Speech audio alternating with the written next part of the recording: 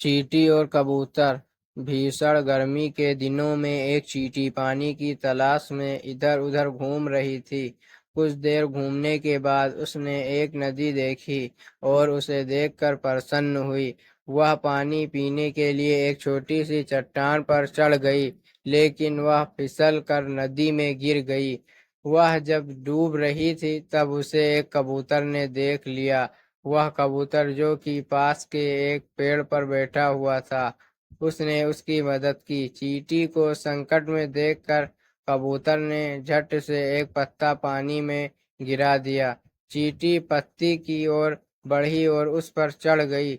फिर कबूतर ने ध्यान से पत्ते को बाहर निकाला और जमीन पर रख दिया। इस तरह चींटी की जान बच गई और वह हमेशा कबूतर की। इस घटना के बाद चींटी और कबूतर सबसे अच्छे दोस्त बन गए और उनके दिन खुशी से बीते। लेकिन एक दिन जंगल में एक शिकारी आया। उसने पेड़ पर बैठे सुंदर कबूतर को देखा और अपनी बंदूक से कबूतर पर निशाना साधा।